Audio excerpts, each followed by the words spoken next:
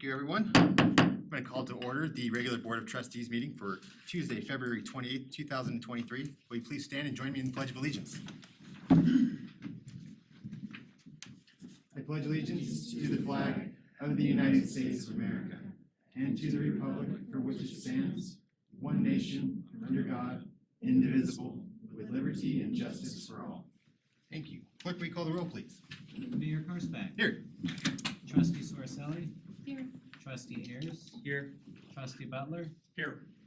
Mayor Pro Tem Grace, Trustee Hardy, and Trustee Murphy will be absent this evening. Thank you very much. Okay, so we just have the four here tonight. And next on our agenda is citizen participation. This is a chance for anyone in the audience tonight to speak to the board on something that is not on tonight's agenda. If it is on tonight's agenda, we will have a chance for public participation. We have no one signed up. Does anyone in the room here wish to speak that did not sign up? Okay, anyone online? There is no one online. All right, we can move on now to consent agenda. Trustees, like anything removed from consent?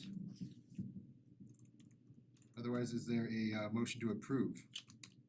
I'll move to combine and approve items in the consent agenda. Okay. Is there a second? I'll second. All right, Trustee Ayers has moved on the consent. Trustee Butler has seconded. Is there any final discussion on that? Clerk, can we have a roll call vote, please? Trustee Sorcelli. Yes. Trustee Ayers. Yes. Trustee Butler. Yes. Mayor Karsbeck. Yes. All right, next on our agenda is the introduction of the Larimer County Sheriff's investigators. This will be by our Sergeant Anderson, Chief Anderson. Good evening, Board. Thank you for this opportunity for me to be able to announce something that is very dear to me, and these guys are great. They've helped us out so many times, and they have put so many hours in the town of Berthoud. They came to me and wanted to come talk with you, answer any questions you have. So I'm going to turn it over to our investigation lieutenant, Donnie Robbins. I hope you took language in school and you learned Tennessee, because you're going to have to learn that new language. But I'll let him introduce his crew. Good evening. My name is Donnie Robbins. As Sergeant Anderson said, I am from Tennessee, so I do have quite a southern drawl. I'm the lieutenant over the investigations division. One of the lieutenants, we have three actually. Lieutenant Badberg will be joining us here shortly as the lieutenant over the lab portion. 28 years in law enforcement. I'm also the SWAT commander for the regional SWAT team we're on. A majority of my law enforcement career has been in investigations. Just kind of want to tell you what you're getting. Our side of the law enforcement side, when you get investigations with the Sheriff's Office, we have a total of 19 investigators, four sergeants, and 3 lieutenants. And that encompasses general investigations, which is split into a north and south. Sergeant Rita Serene is our south, and Sergeant Kevin Mall is our north sergeant. And then we have investigators split up north and south. We also have the Criminal Impact Unit, which is now called the Strategic Enforcement Unit. They investigate human trafficking, ICAC, internet crimes against children, and also high-risk fugitive apprehension and street-level interdiction. And then you have the Drug Task Force. I'm not going to get into the Drug Task Force a whole lot, although we do have a lieutenant, a sergeant, and 3 investigators assigned out there as well. So a total of 19 investigators, 4 sergeants, 3 lieutenants. We also have the lab, which has 5 criminalists. We have 3 actually now. We're in the process of hiring 2 more criminalists. They go out and process crime scenes. And then the remainder of us do everything from vehicle trespasses, burglaries, up to homicides. We kind of wanted to introduce ourselves because we have split from north and south. So Sergeant Savine has the south side of the county, and which is obviously Berthoud is one of our contract towns, and that's the kind of the services that we provide you. We do work a substantial amount of time in Berthoud and Wellington, both being contract towns with the Sheriff's Office. And if you see us around, this is what you get. So, all right. The questions, I'm more than happy to answer, or Rita, if you would like to come up and just introduce yourself. Sure.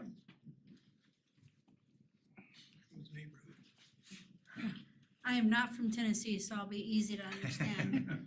My Colorado accent is pretty clear.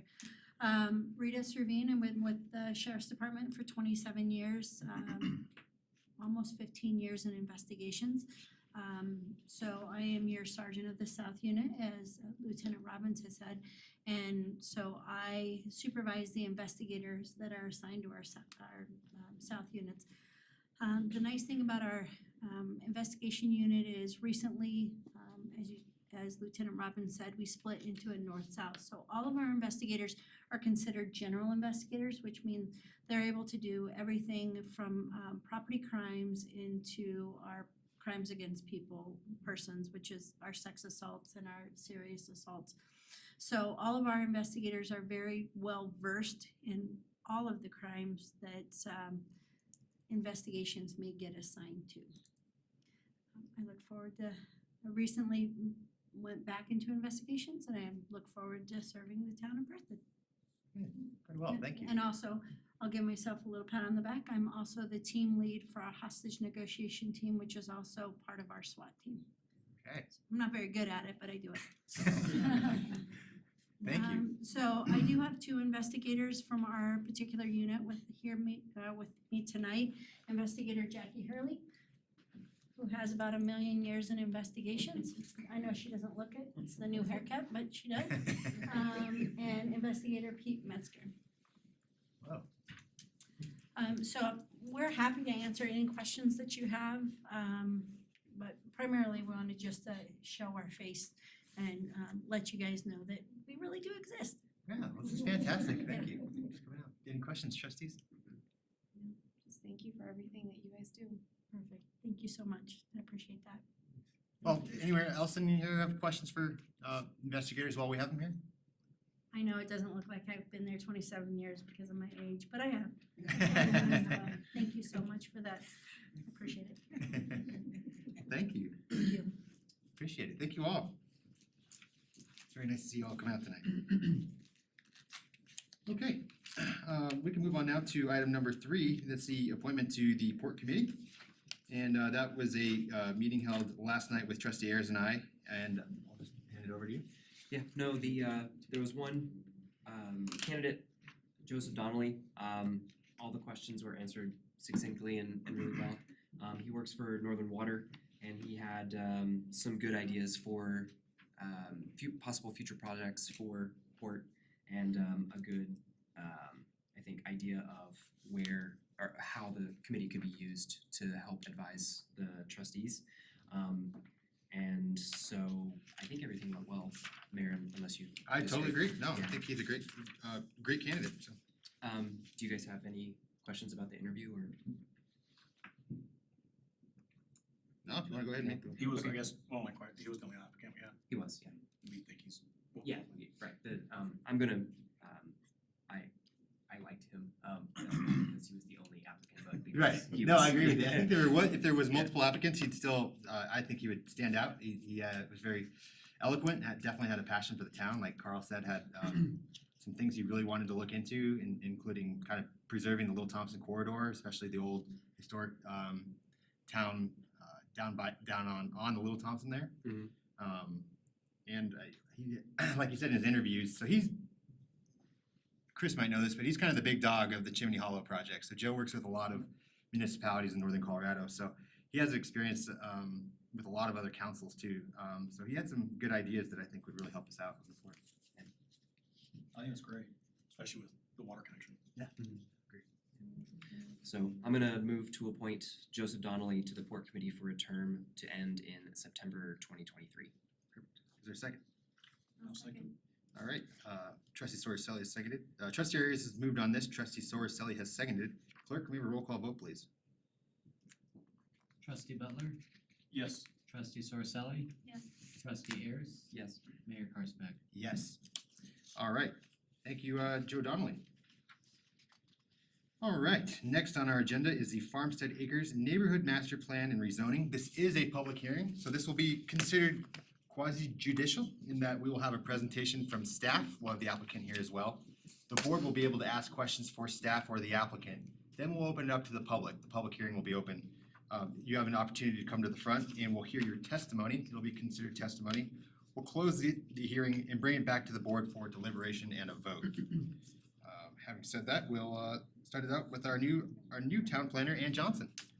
Mayor Kursbeck, if I may, as she comes to the podium, we're thrilled to have Ann as part of our team. As you may recall, when we had to replace our Director of Utilities, it took us 9 months to find the right person. And that's because we were committed to not hiring someone unless we really believed they were the right fit for the town, they had the right experience and background, and could help us kind of go to the next level. And we took the same approach with the Community Development Director position, and by some sheer stroke of luck, we found Ann in a very short period of time. And so thankfully, we didn't have to go through a 9-month ordeal. But I'm still 100% confident that she's the right person for the job and has awesome experience working on really cool projects in the private sector and also in the public sector. And so just wanted to introduce her to you tonight. She'll give a brief overview and turn the time over to our team at Baseline. But just wanted to thank her for being here and have the opportunity to introduce her to you. Welcome. Thank you. Thank you very much for that introduction. And tonight you will be hearing again, this is a rezoning request for a fairly small parcel. There will be 4 different zoning districts that you will hear about this evening. And it is called the Farmstead Acres Neighborhood Master Plan and Rezoning. And I am gonna go ahead and turn it on over to Baseline and they will make a presentation. Excellent. Thank you.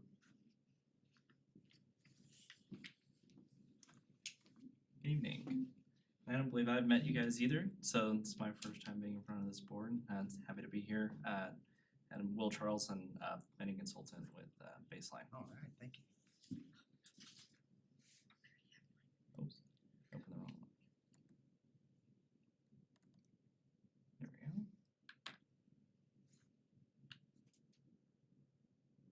go. Alrighty.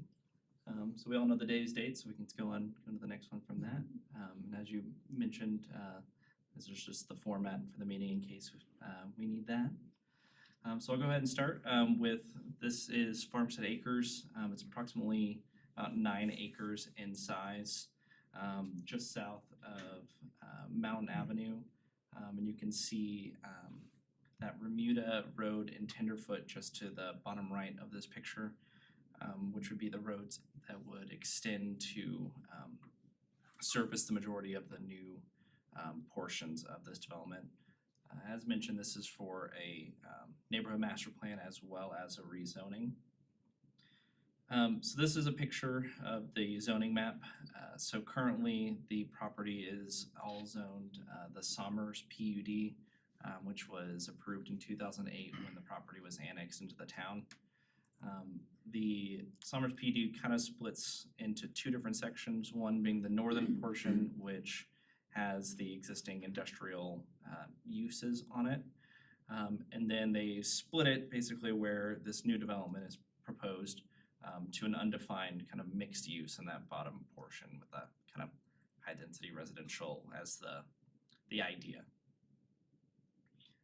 This is the birthed future land use map. So as you can see, the future land use map utilizes those new zone districts. So the top portion being higher density urban residential, whereas the bottom southern portion is a little more suburban residential. So both of those zone districts have a very broad ability for density and some commercial uses as well. So getting into the actual neighborhood master plan proposal.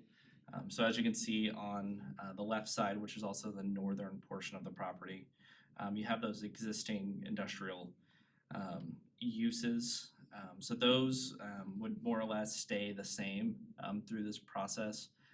The only difference being currently there's an access kind of point that goes through that Remuda Road that would instead be serviced through Mountain Avenue, so getting all that industrial traffic off of those residential streets. Getting into the residential side, the majority of the site would be that urban residential. As you can see in the picture, these would be duplex lots. So where you see those lines, that would be where basically the party wall of the duplex would be, so one unit of a duplex on each side of those unit lines. So for a total of 37 units, so 32 of those being duplex units, and then the other 5 being those suburban residential on the far east side of the project. Just another kind of view of it. As you can see on this, there is an access to existing trails on the east side of the property, as well as a pocket park on the more northern side of the property. Additionally, all of these would be alley loaded units. So that allows for more parking and things of that nature on those extensions of Bermuda Road and Tenderfoot, as well as the public road in between. Don't worry, I won't read all the words on this slide for you, but just to kind of give a brief overview, these are the criteria for a neighborhood master plan. First one being conformance to the zone district map and comprehensive plan. So as shown in that future land use map, as well as the zoning map, the kind of intended goal for this area is residential on this portion of the property. The design of the project has a slightly higher density than the neighboring properties that currently exist, but it adds a nice little buffer between that and those industrial and commercial uses along Mountain Avenue. Second one being the neighborhood master plan conforms to the other plans of the city, so the port plan, comprehensive plan again, and as mentioned, there is an access point to the existing trail systems as well as a pocket park included in the proposal. The third one being the kind of nuts and bolts of a development, so the traffic, the open space, utilities. This plan was reviewed not only by planning, but also through engineering, utilities, and other departments, and no issues were found with it in that design. Then additionally, as mentioned, because these are all alley loaded, there's actually additional parking that wouldn't have otherwise been there if they were front loaded. So there's a good amount of on-street parking. Fourth one is negative impacts on adjacent land uses have been identified and satisfactorily mitigated. In a earlier iteration of this plan, this one actually went to Planning Commission twice. The first time being in October of last year, where it had a more expansive park along the eastern edge of the project. Through public comment as well as Planning Commission, they revised the plan to what you currently see. So they took those comments into consideration and then came back with a more revised plan to meet those goals. And then as when we'll get to the recommendations, you'll see the conditions that came out of the last Planning Commission meeting. The fifth one is desirability within the community for the development. As shown in the future land use map, there is a desirability for residential development in this area. And it also extends roadways and allows for more accessibility through those, as well as promoting more walkability through accesses to those trail connections. Alrighty. The second portion of the request for tonight is the rezoning. So this one's a little more straightforward. They are planning to split this into those 4 zone districts. So the top one being C1, which is the commercial, M1, which is the industrial. Those two, there won't be, as I mentioned, any real changes to those portions of it, besides a little bit of access and that sort of thing. And then it gets into the residential portions, which the majority would be that urban residential where you see the duplexes. And then the bottom row would be that suburban residential.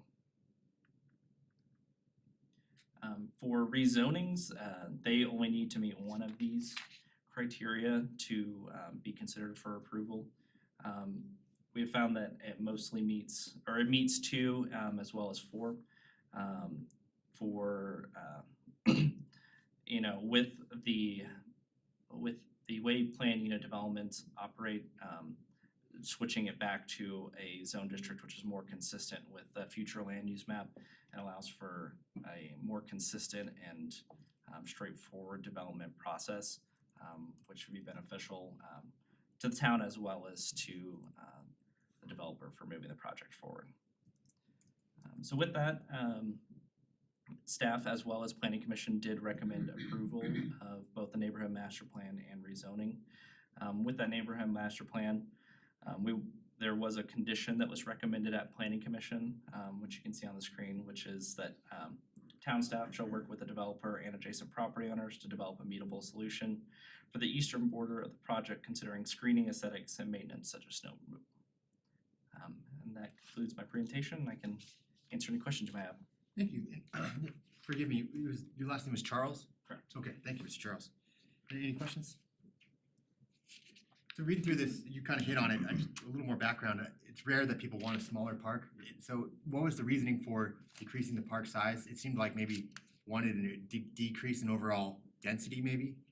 Sure, that was definitely, I think, a portion of it. I certainly don't want to put any words in mouths of, you know, the public or planning commission members that spoke on that, but yeah, the original proposal had 49 units, so a slight reduction in that number of primary units.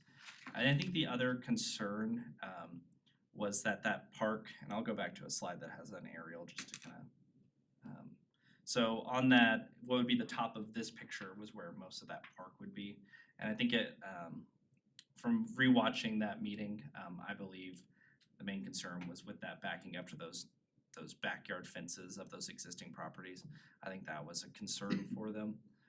And so that's why they, them as well as the applicant went with this pocket park. Thank you. Other questions? I do. So per the planning commissions, you moved that screen with the recommendation from Yeah. the previous planning commission. A suggestion of, you know, staff shall work with the developer and adjacent property owners to develop a meetable solution for the eastern border of the project. How would that be accomplished with this current?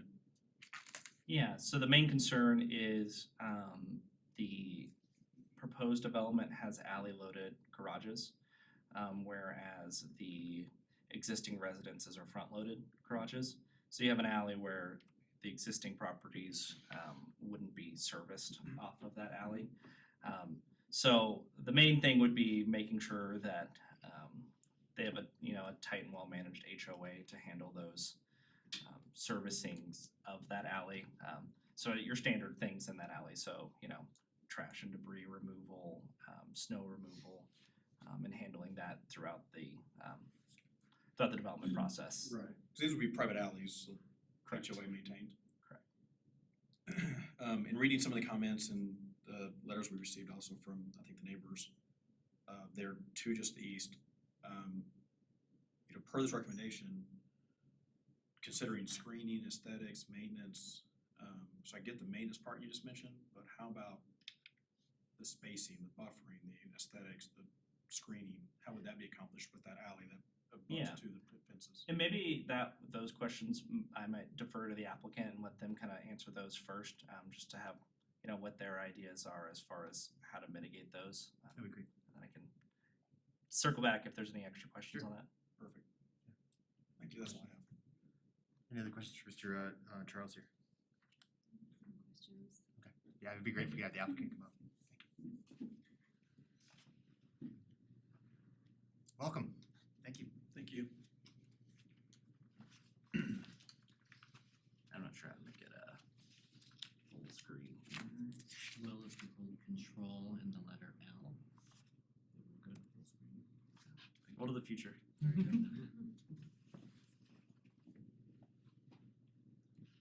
Good evening, Todd Johnson, Terraforma Solutions, here with one of the property owners. and we can help you with any of the questions that you might have. And we've got a short presentation for you as well. I won't belabor some of the points that the town has already made. And what I could do first actually is maybe answer the two questions that did come up and then go through our presentation, because I think we'll give you a little more definition on a couple of these items here. But the discussion about the park, as it was mentioned, we had an original plan that we put together and presented to the Planning Commission in October. There was, obviously pushback on the amount of density that we had there and the product type that we had, which was townhomes. And so we really pulled that from the original zoning that was on the property, on the PUD, which had a higher density allowance.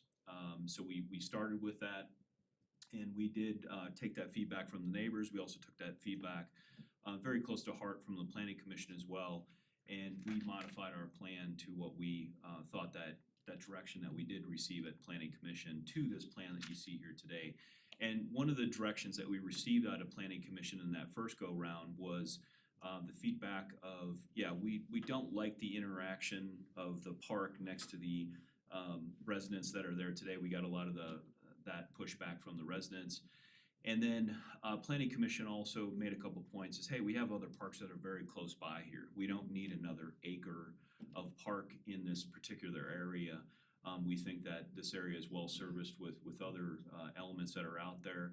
And one of the points that we made as well is the new criteria that you do have puts a lot of burden on a piece of property. We had almost 6 acres that we were developing, and of that, 1 acre was actually required as part of those requirements for these amenities. And so it's a pretty big burden, and really what that does is it translates to, hey, we need some more units to help pay for all these things that are required here. So they thought a very good transition to that and a very good compromise to that was a different product type, a different residential product instead of the townhomes. A little larger building from that perspective, something that was more in scale with the existing neighborhood that's out there. We'll kind of talk about that in our presentation as well. So that's just some of the feedback we received and that direction of why we changed it and why we don't quite tick all the boxes that you typically would have if we would have came in for the first time from that side. The question about the alleys, we agree with the comments that were made by the neighbors. These are all things that we would typically work on as we got into the preliminary and the final platting and the detailed construction documents that are prepared. So we'd work on those buffers, we work on landscaping. Some of the things that we heard from the neighbors are, hey, there's no room in there for vehicles to maneuver in there. This alley can really grow from our perspective. We're showing 15 feet right now. We're showing about a 12-foot paved section. If you go to a lot of different parts of different towns in the region, that's what you would typically see, especially for the limited number of units that we have in this area. But that's not something that we can't change. We have no issue if it needs to go to 15 feet or whatever the case may be. And I think what's more important along those lines is there's question about, okay, people backing out into those alleys or maneuvering vehicles in those alleys. And that's not a issue from our perspective as well. We think that can be accommodated, not within that 12 feet or 15 feet, whatever the alley is. It's really more thinking about how somebody would pull into like their driveway, right?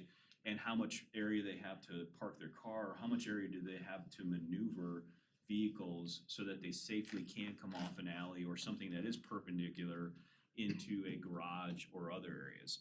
And so if there needs to be from that alley 20 feet, 15 feet, whatever it takes to get vehicles to safely maneuver or park off of the alley so that there's no obstructions in the alleys, we think that is the correct design to be looking at, and it's something that we can definitely accommodate in the next step of this process. As you know, this neighborhood plan is pretty high level, and we don't get into a lot of the detail, but we do know what that next step is and typically how we would take that into account with what we would design. So that was hopefully to that question, that those are some of the things that we did look at. So I'll quickly go through our presentation here and just hit on just a couple more elements to this, if this will advance for me. There we go. You saw the overview, so I won't really hit on this too much anymore. Here's just a couple photos of the site that's out there. You're seeing, you know, the industrial that's out there right now. And as was mentioned, they actually have vehicles that come through the existing neighborhood and go to this industrial. So with this new plan that we have, that access will be cut off. They'll have to come off of the north, and we will only have residential traffic that's really within the southern area. The other things that you're seeing here on the bottom right, this is, you know, these homes aren't, you know, probably don't have all their landscaping done yet. This was taken in the summer. They're probably getting close, but some of them have fences, some of them don't. That alley will, you know, be generally in that vicinity of that backyard, you know, and whether that's 15 feet, 20 feet, whatever the case may be, we will definitely, again, work with those neighbors on how we transition and buffer that area, and to make sure that those vehicles that do traverse up and down that alley, or trying to pull into any garages, that will be designed properly. So,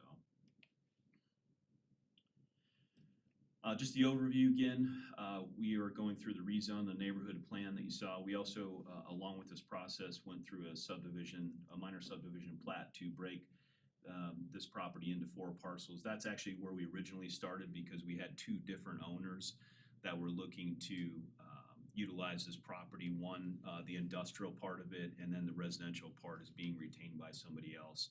So that was kind of the genesis of where we started with this. And then with that, we had a PUD that was pretty old and didn't have too many standards, and it was hard for all of us, not only the town, but also us to try to put together the best project. And so we all felt it was proper to go through this process to get something that was better. Again, we started with the existing zoning that was out there, and when we've ended up with this urban and suburban residential, so we think this does fit into the comprehensive plan and the plans of the area.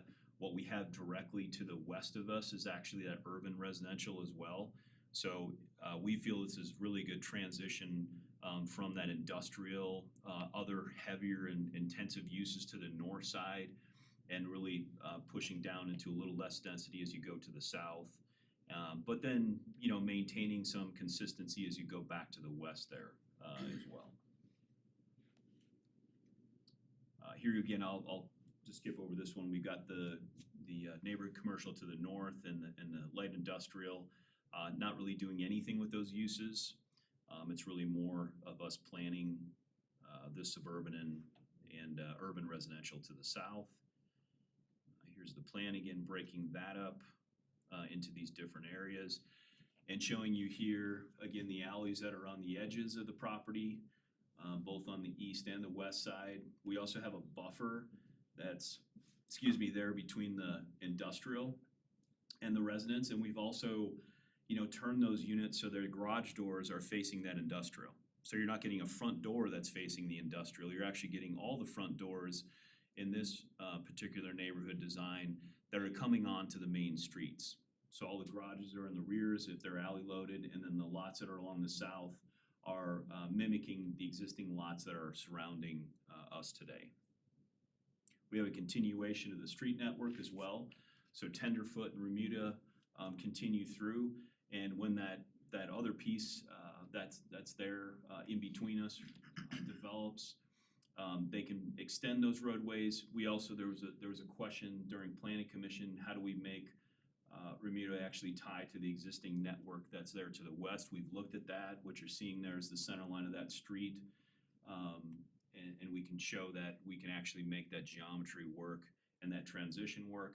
What you also get is alleys to the west, that existing neighborhood that's out there today, and then you also get an alley from our project. So somebody that is coming in the future can easily tie into each one of those alleys, and should be able to create a similar pattern to some extent without really doing too much more infrastructure, period, for what is needed there.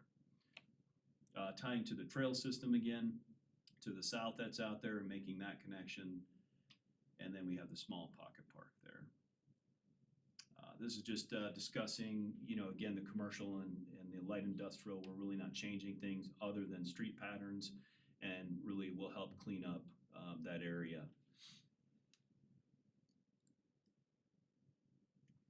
Here again, we have the northern portion of this project that we have the buffer with that. So you're not getting, again, units that are facing that. We shouldn't hopefully get complaints about that in the future with that industrial use and those homes fronting onto that. The south is, again, mimicking what's out there, and the west and east are those duplexes. And if you think about that scale, the scale of the duplexes, the size of the lots, really match up very well with what the existing homes are around it. So we have homes that are anywhere between 40, 50, maybe even 60 feet wide, existing homes, and our duplexes will be in that same range. So yes, they'll have 2 units that come along with that in that same width, but the width is very similar, and they are 2 stories as well at the most. They can also be ranches if they needed to be, but the height is the same as well. So the blend and the product type are very similar from a form and scale perspective. Here's just a conceptual concept of what one option might be for this. We haven't, formally signed up any builders for this project, but this is some of the duplex product that we've created in other areas, and is something that you would again see from this type of product and this building form and so forth. So basically 2 units, but it's a larger single family home if you think about it from that perspective as well. And then in the middle there's the alley side of it where the garages are. So just a summary from our perspective, we feel it meets the criteria of the town. It was also stated, and we did go back through Planning Commission and really, again, heard what they had said and modified our plan to what we thought was a great compromise for everybody from that side. We think this provides some great housing diversity and attainability. Really didn't touch on that a lot, but this is something that fits into those areas that you may not be getting with the community that's around us. You get into a certain price point, you get into single family detached, where this is now duplex, provides some opportunity for different structure there in a different price point from that side as well. We maintain the industrial and commercial and the business atmosphere and that tax base for the town on the north side, not changing any of that. We created that buffer through that area. We cut off that industrial traffic coming through this area, and we're extending the roadway infrastructure, again, in that logical fashion that's out there today. It's really an extension of what's there, and we're able to transition into the future area, so we're not compromising, any other areas of the town from this plan that's being put together right now. And again, that building scale we feel is very similar to what is out there today with the single family detached. So with that, I am here to answer any questions that you may have from us.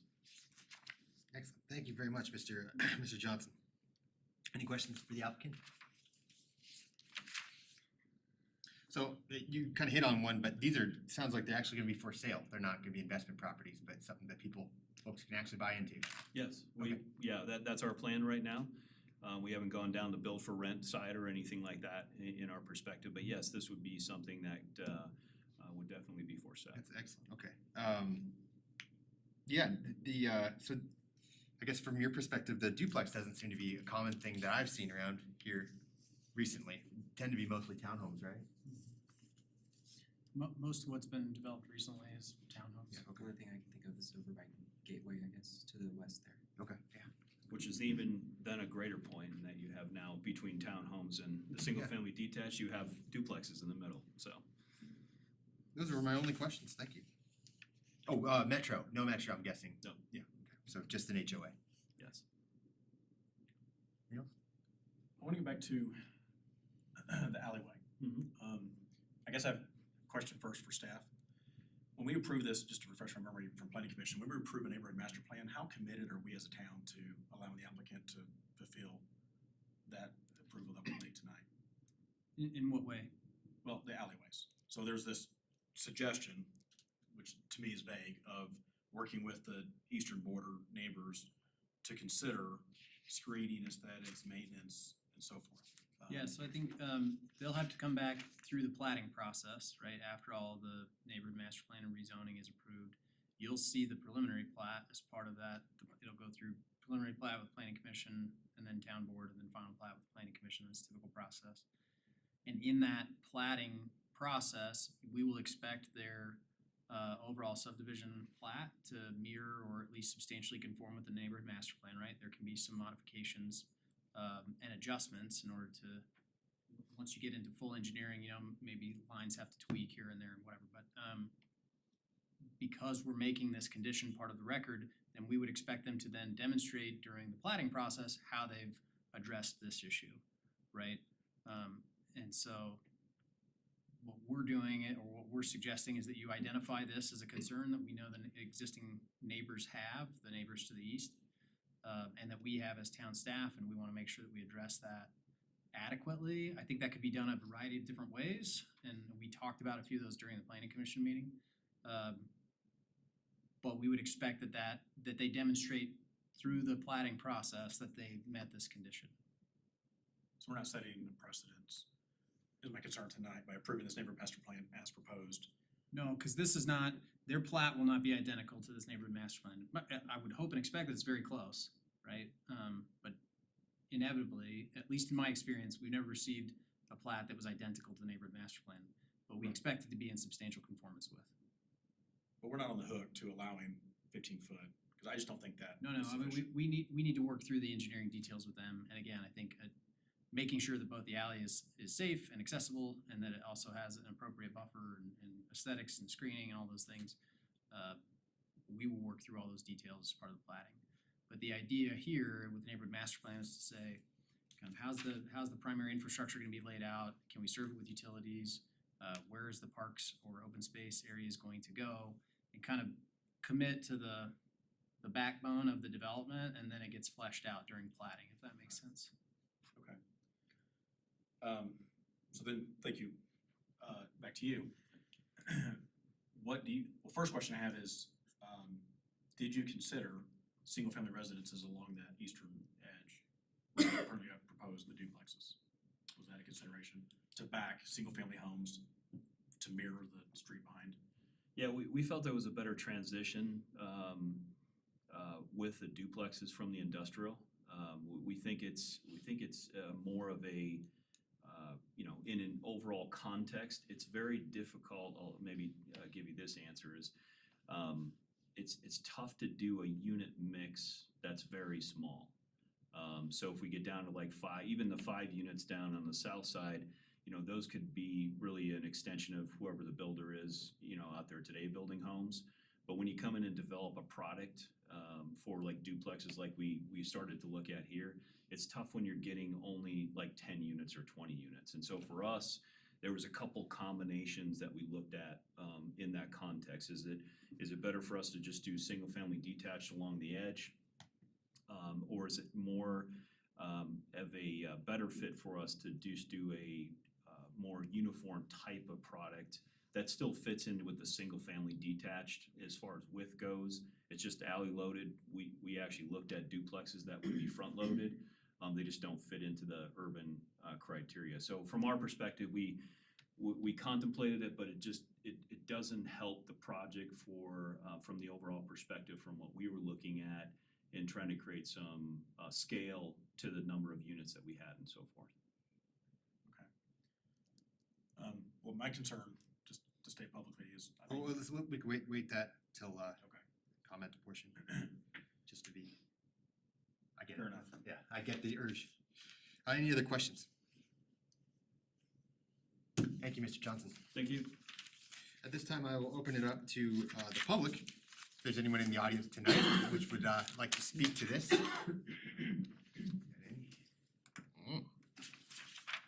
Is anyone that did not have a chance to sign up? Sir, please come to the front, state your name and address. If you could keep your comments to 3 minutes or less, thank you. I'm coming to you as Jim Anderson, Sergeant Anderson. It's Jim Anderson. I live at 309 Rocking Chair. I think Farmstead is a great organization. They've done very, very well, except for one thing: stormwater drainage. in phase one, in my area, everything is funneled.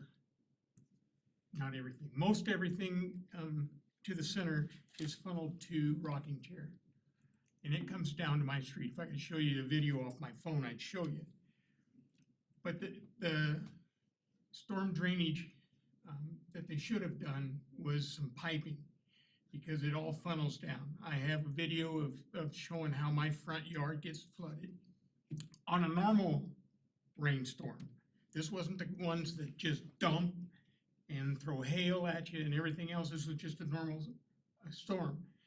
And, you know, I don't know if it's to save a buck or what, but if they do the same thing here, all it's gonna do is create additional flooding.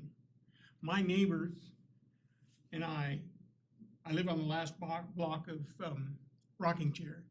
We receive the brunt of any type of storm drainage. So I'd like to see them improve the storm drainage before they build anything more.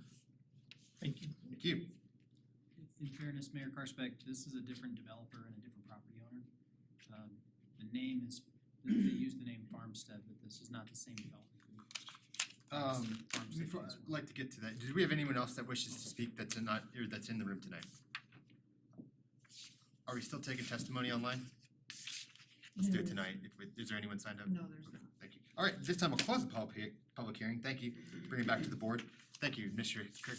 Yeah, sorry, I didn't mean to get That's out all of right. sequence, but just again, in fairness to this project proponent, this is not the same developer as the Farmstead, the larger project. The original Farmstead Phase One was developed by the development group, the Edwardses. You may recall they came in front of you many times.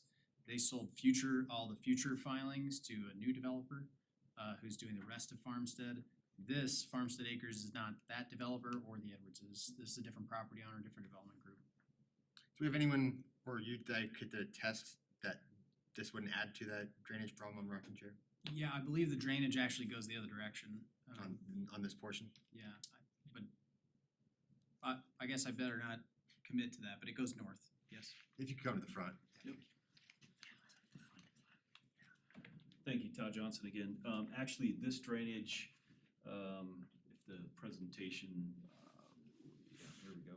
And if I'm able to point here, to the concern about drainage, this entire project will go to this northern detention and water quality facility. So one will be taking flows back to historic conditions.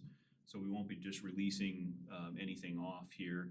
And that alley actually on the eastern side helps us facilitate that because we're able to pick up all of our development and take it up here.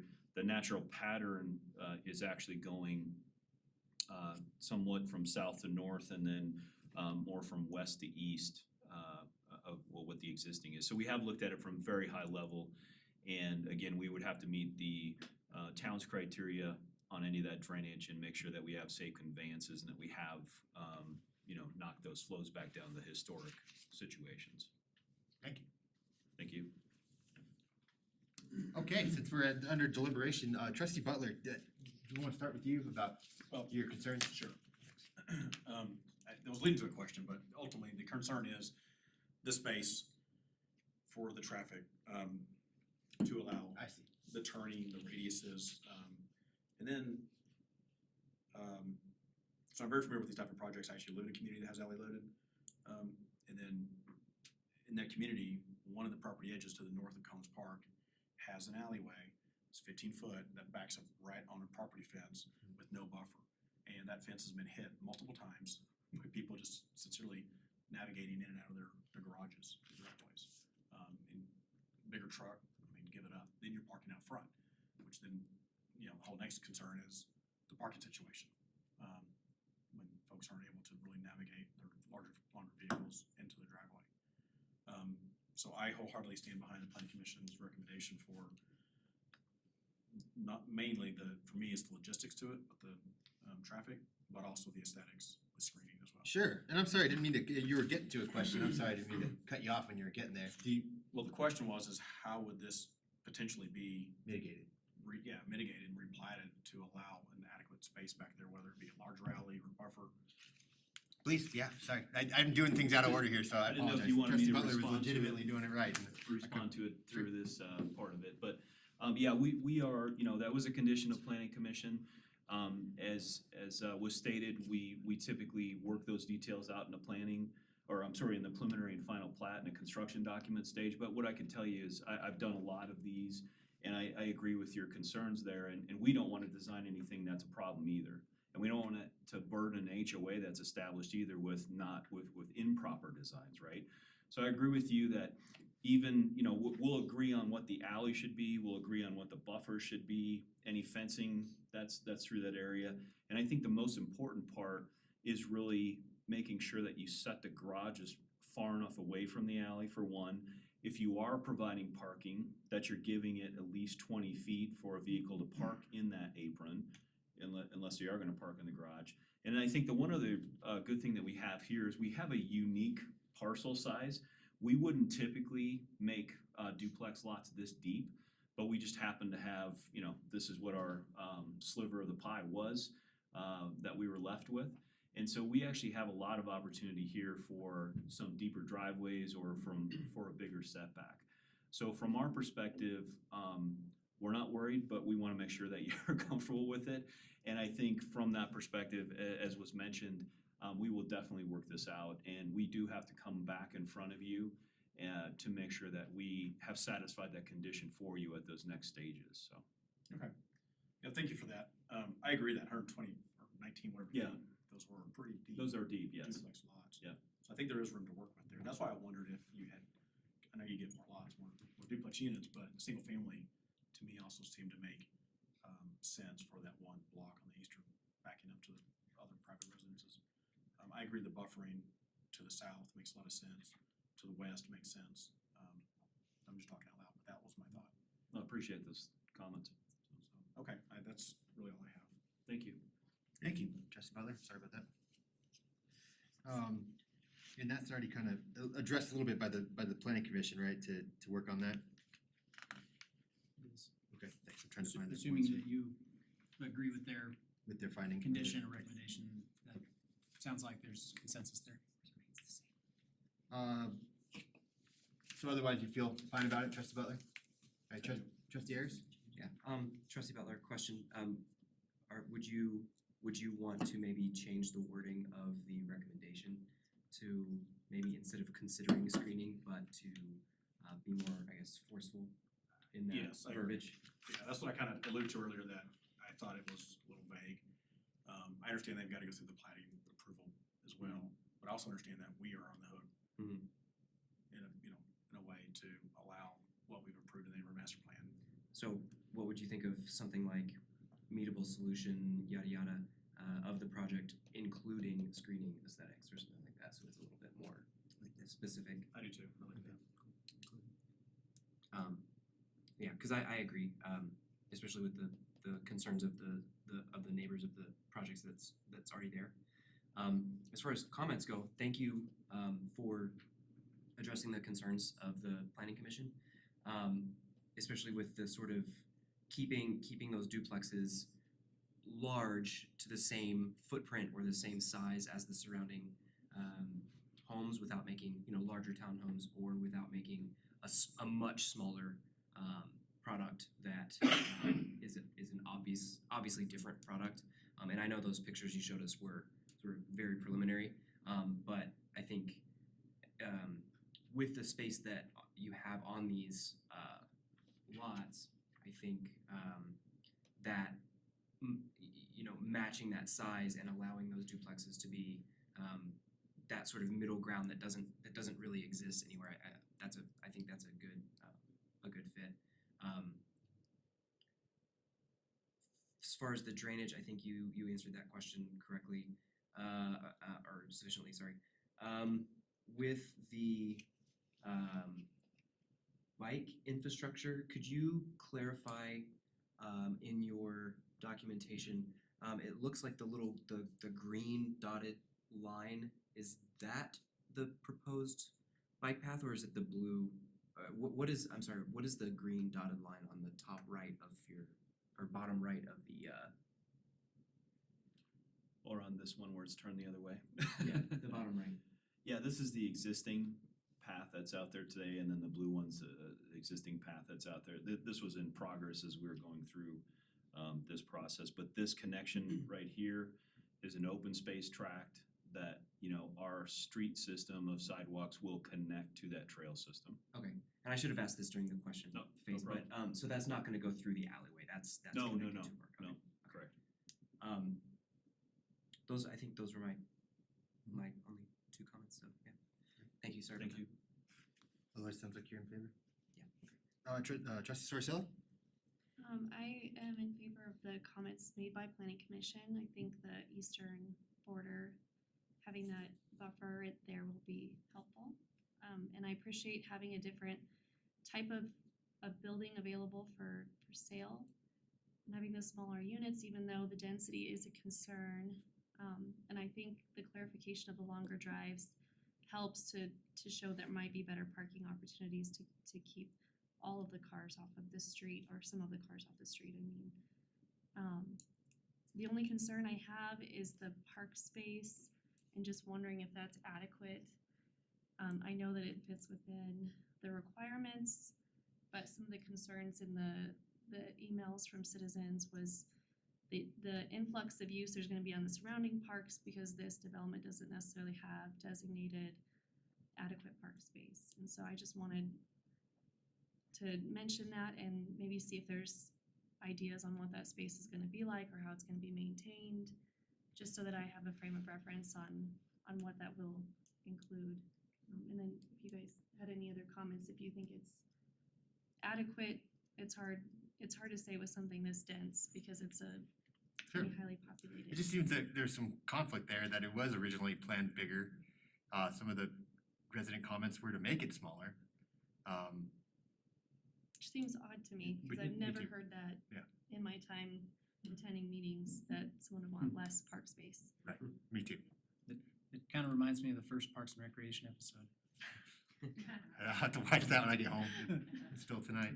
But Trustee Sorcello, I would agree. I just think if that's what they want ultimately, and the applicant had to change their plan, it might be good to keep it this way And versus trying to. I do think one of the things I'll remind the board and the public, the size of Pioneer Park is effectively doubling. So right now Pioneer Park is on the south side of the pond, right? As Fickle Farm is building, Fickle Farm is building a whole nother side of the park on the north side of the pond. So there'll be some additional amenities over there. There'll be a second playground. There'll be, and so while that's not part of this development, it's a very short distance from this development along that trail corridor. And so, you know, having a small pocket park where you can get out and, you know, play catch or have a picnic, something of that magnitude within the context of this kind of smaller development with, you know, with a much larger Pioneer Park, just, like I said, a very short walk. I think it's like a quarter mile or so. It's very, very close. Is there anything planned on this pocket park? No, not yet, and that'd be part of the construction drawings. But right now, it's just kind of specifying space and scale. You know, we have our park standards in our code, and we'll make sure that there's some reasonable amenities included there. It is a smaller pocket park, right? This is not going to be a large. You know, you're not going to play a baseball game here, but in the context of a smaller subdivision with, you know, 40 or so lots, plus or minus, it seems reasonable, especially with a much larger park just down the way. That satisfy you, or you wanna keep I going? do have Go a ahead. question or comment. I don't want to hijack your. No, go ahead. So on that context, and Kurt, as kind of backing up high level, we've approved it, we have Farmstead, the larger plat with all, and they're meeting all their new identity standards and requirements. And then we've got these smaller infill projects like this. The other one, I can't think of the name of it, but the Habitat section just to the east side of this area. And we've also allowed some variances for just because of the nature of the size. And I am wondering, just out loud here, is that an undue burden for the town or the neighboring subdivisions to comply with all of their, cause I mean, the common sense, it makes sense that this is a small, and yes, we have a lot of overflow to the surrounding town or other community parks nearby. But if we keep allowing these little infill projects, and is that unfairly I'm just curious, is that an unfair burden to the surrounding area? I think the simple answer is no. I mean, if you go by Fickle Park, or I'm not Fickle Park, Pioneer Park on a given day, outside of soccer Saturdays when it's really busy, there's a handful of people in the park. You could double the population there and it still would feel very underutilized, I think, on most days. There's gonna be busy times, right? But I think practically speaking, what we're trying to do is maintain a kind of a park standard, a number of acres per units. And whether that's done by a bunch of small facilities or much larger facilities that are built regionally, I think we address park requirements in both ways, right? So we wanna have some larger community parks that are still within a short walk or bike distance from people's homes, and then have some pocket parks interspersed where they're much closer, but where you wouldn't build, 5-10 acre community parks in every subdivision. And so in this case, I think, the difference between, say, 8,000 square foot park and a 25,000 square foot park, I don't think is really significant in the context of like overburdening the park system, if that makes sense. I agree, I mean, the eye test, for me, it passes. And for what it's worth, this isn't a variance per se. This is meeting the requirements that we have. Oh, this does meet all of the neighborhood standards? Oh, I was under the impression that, We're not suggesting that you grant a variance, but that you allow a smaller facility than what they had originally proposed.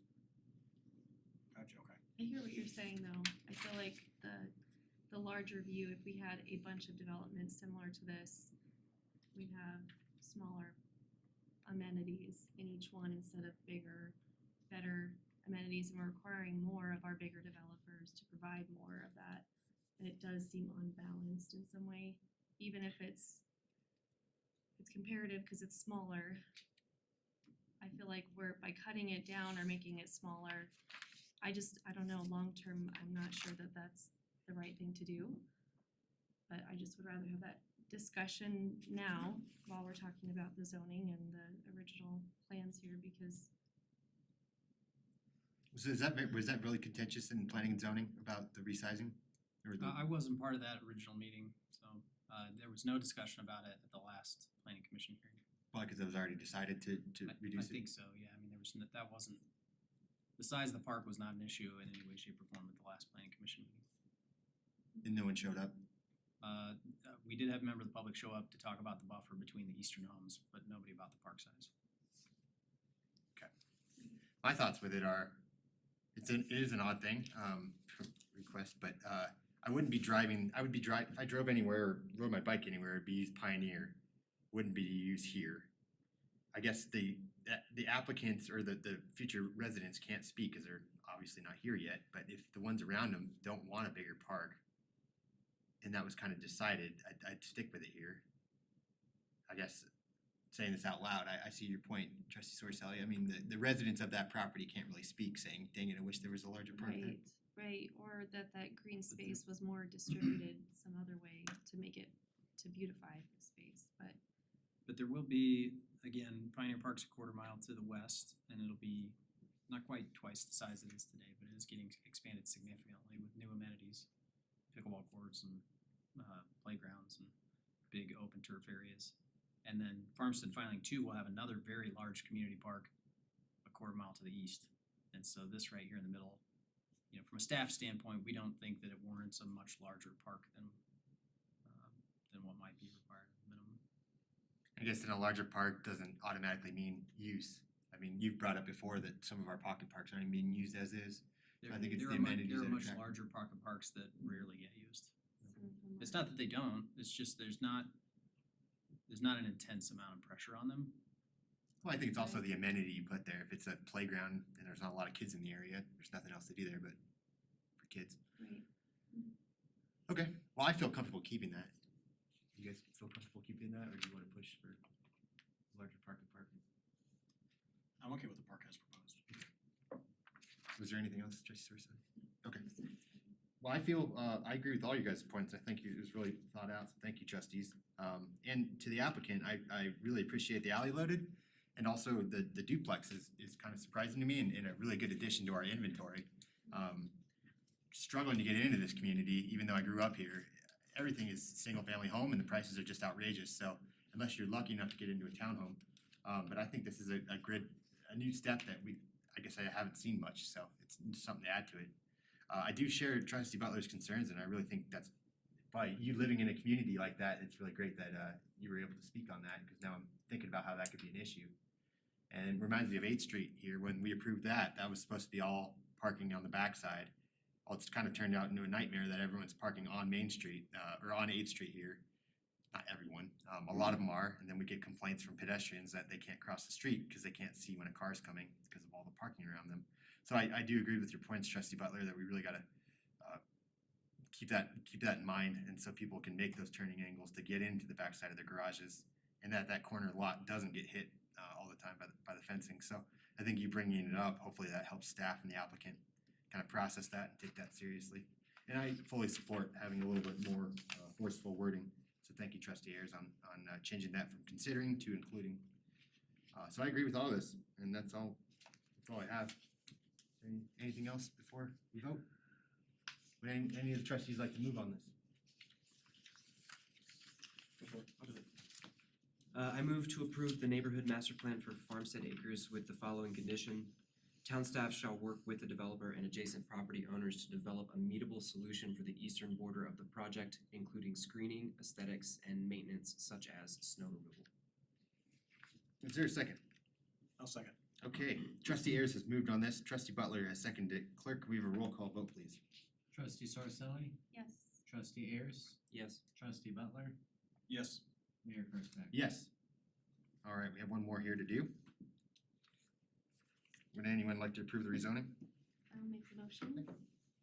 I move to approve ordinance 1316, an ordinance of the town of Berthoud Board of Trustees, amending the zoning map of the town of Berthoud to rezone property previously known as the Summers PUD from PUD with light industrial and mixed residential to Farmstead Acres PUD with commercial, light industrial, urban residential, and suburban use. Is there a second? Second. All right, Trustee Saraceli has moved on this rezoning. Trustee Ayers has seconded. Clerk, can we have a roll call vote, please? Trustee Butler, Yes. trustee Ayers, Yes. trustee Sorcelli, Yes. Mayor Kurzback. Yes.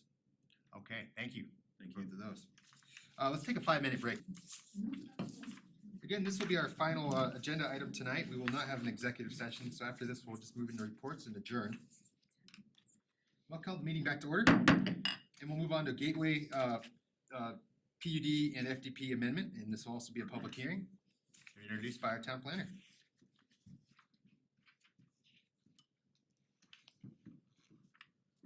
Mayor Kurzback and members of the Town Board of Trustees.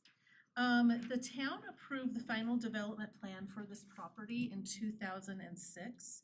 The applicant is requesting a reconfiguration of part of this property.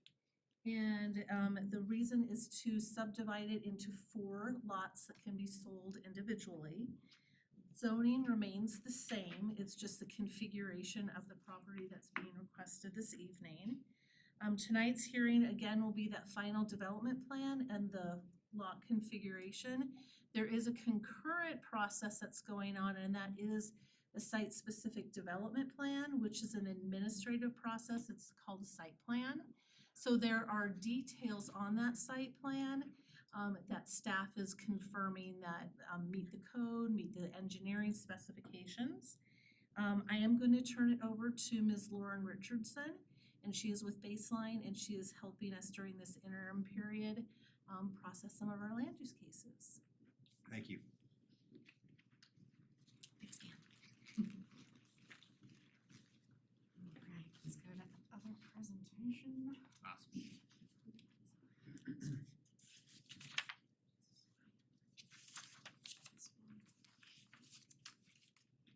See, is it showing up? Do I need to? Okay, You're good, hon. That one, okay, all right. Good evening, Board of Trustees and Mayor Karspeck.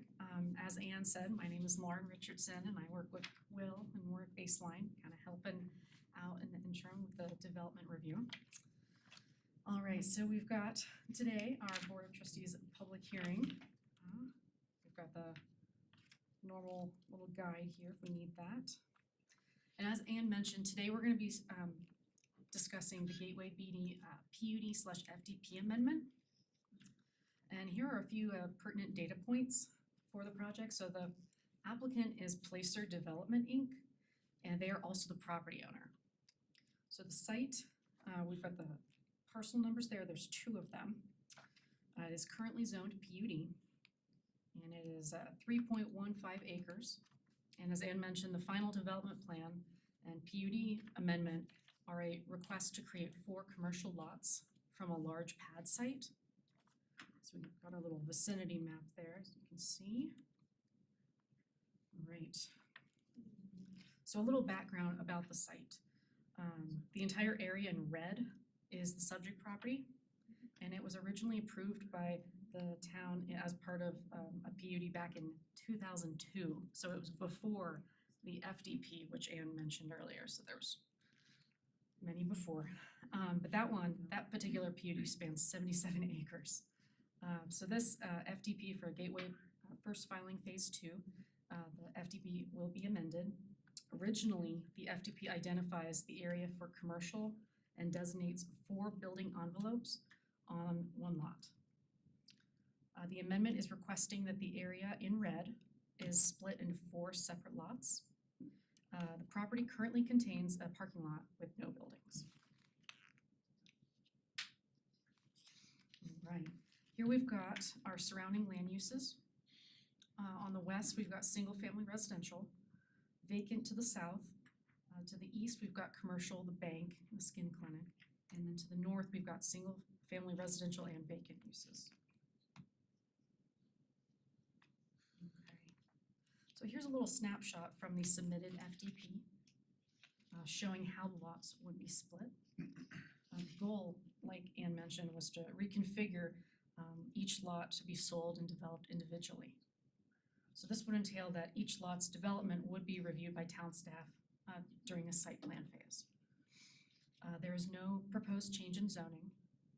All lots shall default to C2 zoning standards for items that are not specified in the amended FDP. And as each lot develops, parking will be reviewed and assessed to ensure that it conforms to the code. Here we've got a little snippet of the PUD and the C2 zoning setback standards. All right, so the town of Berthoud, the development code no longer includes review criteria for PUDs. So therefore we use the final plat review criteria since both processes have similar submittal requirements. The review criteria for the final plat contains 3 main questions, which I will summarize for you and not read out loud, or the full amount. So the first question, or the first criteria is, does the final plat is it in conformance with previously approved preliminary plat? Does it meet the requirements of the development code? Are they changing the land use? Are there major changes that would warrant a new preliminary plat?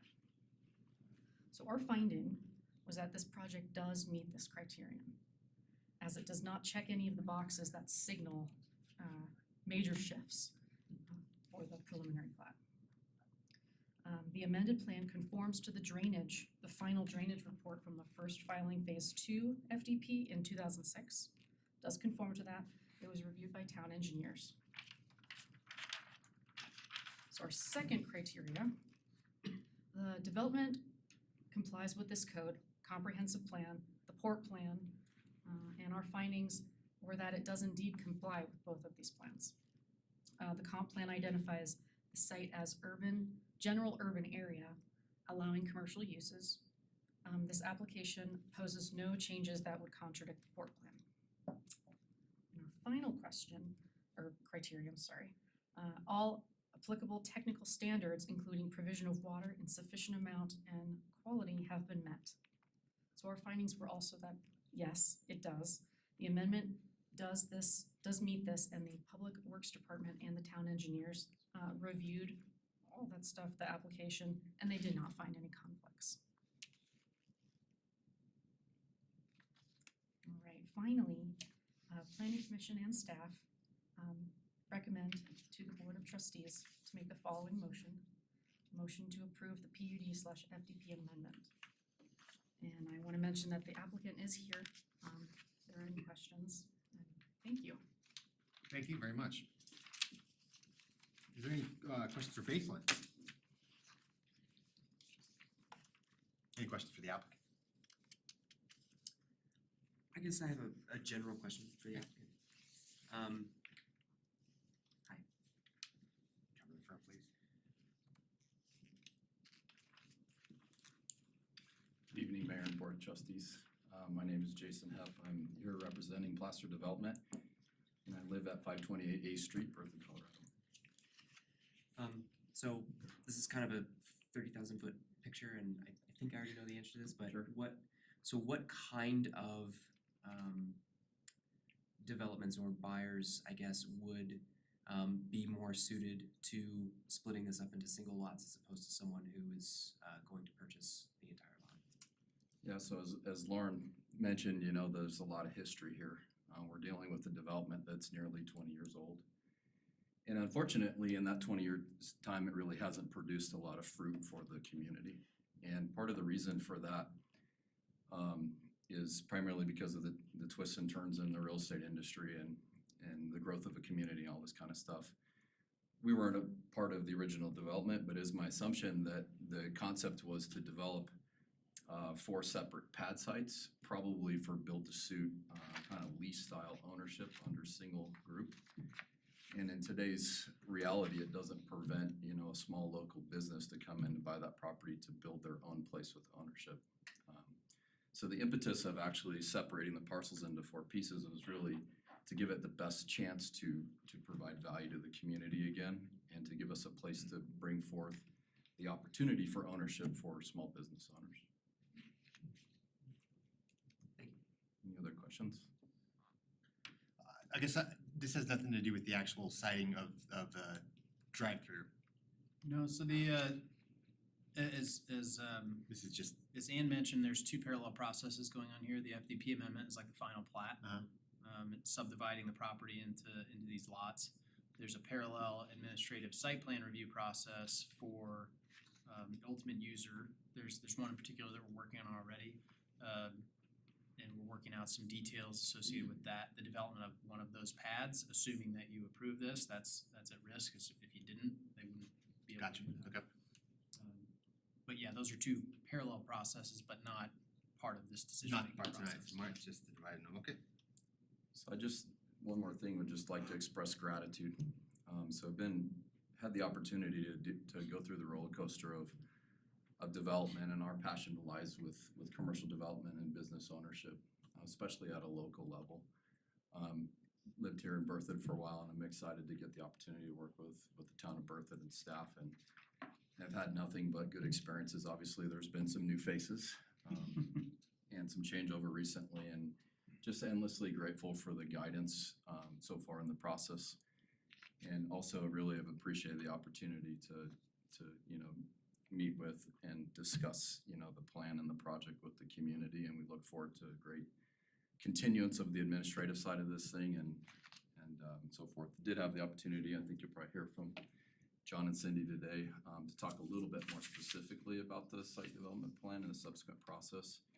And we're looking forward to continue working with staff to bring it all together in a manner that we can all be proud of. Thank you, appreciate that. I have another question. Oh. Sorry. So regarding the replat for the 4 lots, help me understand the vision in the current alleyway that's on the west side backing to the current townhomes that are there now? Clerk, do you mind putting that back up if we can on the trustee screen? Oh, that had to be done from the laptop, sorry. Excuse me.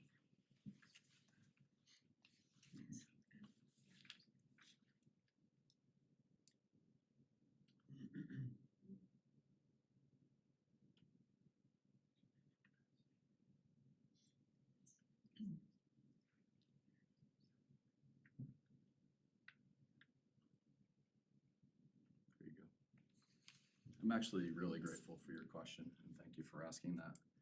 Yeah, I know we're gonna get to it, I just wanted to.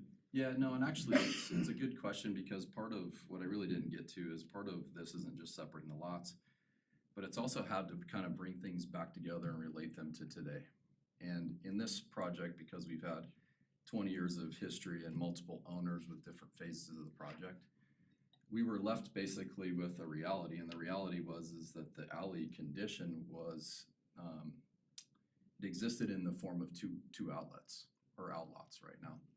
The challenge with that is that the current ownership of those outlots was disconnected with the community, and so you have these weird pieces of property that really have no responsibility tied to things like maintenance and all that kind of stuff. So as part of the process in trying to kind of bring this back to the community and clean everything up, we were able to work with that property owner to bring it under common ownership, so that then we can, you know, clearly define the responsibility for maintenance and upkeep and all that kind of stuff. The alleyway itself was originally part of the original development plan, and its purpose ultimately is to provide access and connectivity to Lake Avenue and through, you know, so there's access easements and utility easements and all that stuff running in there, and so it's important for us to preserve that for the use that it was originally intended. And we've taken the care to kind of incorporate that into the design. That was my question, so now this incorporates it within Yeah. specifically these lots, or lots 1 and 3. I know lot 1 has the site plan process going on, we don't have to get into that too much, but my question is would that alleyway remain? Yeah, it will remain, and in addition to that, it becomes part of the responsibility of the BOA to make sure that it's maintained properly, both from a weed maintenance perspective and the sightliness nature of it, so that it just basically becomes a little bit, it becomes more functional and better paid attention to for the long-term benefit of the community. Okay. All right, thank you. That's all I have. Thank you, guys. Thank you. Is there anything else before we open it up? Any other questions? All right, this time I'd like to open up the public hearing. We have one signed up tonight, Mr. John Minata? Yes. All right, thank you. If you could please state your address again too. Yeah, sure. So, good evening, Mayor, Board of Trustees. I'm John Minata. My wife Cindy and I live at 740 13th Street, directly west of the proposed project. So, firstly, and I wanted to speak about the site plan specifically, as opposed to the subdividing the lots. And that's our concern. So first, I'd like to thank you all for your service to the community. I imagine you face a lot of complex issues. We've been talking about some tonight, and so it's not a lot of easy solutions. So our hat's off to you guys. So thank you for your service to the community. So we sent out a letter describing our concerns about one aspect of the Bertha Drug PUD submitted for your approval. And I assume you got the email, so I won't belabor going through all the details. And I guess you all did get that email. I know you responded. Okay. So we always understood this area would eventually support commercial use. We feel that the drugstore provides a good and necessary service to the community. We appreciate that a drive-through is essential to the pharmacy and the pharmacy's business model. There's also a tremendous merit to it being a local small family business. We wish Carl and Karen best of luck and success in the project. I think that's all great, and we don't have any issues with that. The issue for us is, of course, the intensity of use as it relates to drive-through service and how it directly affects our neighboring home. I want to emphasize for us, it's not just an issue of headlights, but a significant flow of vehicles funneling directly up against our rear property line. And so I just want to quickly reference, I mentioned in the letter the Municipal Code 30-2-114 that B1, special consideration shall be given to adjacent land uses of different intensities. And it's the responsibility of the developer of the more intensive use to ensure that the transition from one use to another minimizes conflicts between the current and planned uses. And on section 2 there, it's the responsibility of the developer of the higher intensity use to demonstrate that the uses will be compatible. And special consideration shall be given to the impact of aesthetics, noise, lighting, and traffic. So And then in C of that, you know, it references screening and landscaping shall also prevent spillover glare, noise, or exhaust fumes.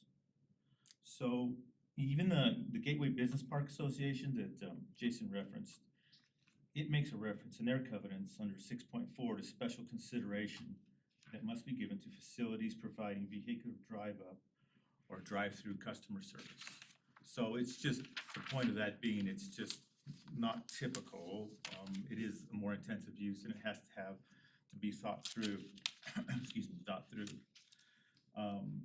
So point being, a drive-through service of any kind, whether it's banks, restaurant, liquor store, daycare, brings with it, in addition to customer convenience and reduced parking, drive-throughs bring intense vehicle traffic that has to be thoroughly thought through to mitigate the effect on neighboring uses. So that's just common sense and it's in the code. Mr. Minato, we're hitting the 3-minute mark here. If you could get to your final points, that'd be appreciated. All right, I appreciate that. So, Jason reached out to us, and we met today and we talked about there's no really obvious way to buffer a driveway, the way it's designed. At this point, we don't expect it. They're gonna have to, or we'll be redesigning it. We talked about different ideas to install some type of mitigation on our property. You know, it was his suggestion. We also think there's room to make some minor adjustment to the curb cut for the drive-through that exit that would provide a significant benefit. So where it is now, it ties into the alley. There appears to be room, but it'd have to be looked at to make that cut through a little sooner and still accommodate the drive-through facility the way it is and the spacing it the way it is. So, you know, we're encouraged in regard it would be helpful if this board could make the approval of the project contingent on the developer working out a buffering solution with us. We told the drive-through issue is a site plan problem that will be resolved through the planning department, but I don't know how that process is gonna work and what assurances we have that it will be addressed. I think we kind of covered in the last discussion a little bit about how a similar issue was, there was a contingency or condition upon the approval that maybe could work with this one. So thank you for your time. Thank you very much. Is there anyone else that wishes to speak that did not have a chance or did not sign up? There's no one online. Thank you very much. I'll close the public hearing, bring it back to the board. I'll just right off the bat, Administrator Kirkhoff, Mr. Minato's points, you are working with them? We're working with the development team. We met with them last week and their engineer and to look at some possible solutions. For clarity, the site plan process was moving forward in parallel with this with our prior staff. And this particular issue wasn't, I don't know that it was adequately addressed during that process. I think that there are still some solutions that are out there. We'll continue to work with them to try to make those adjustments.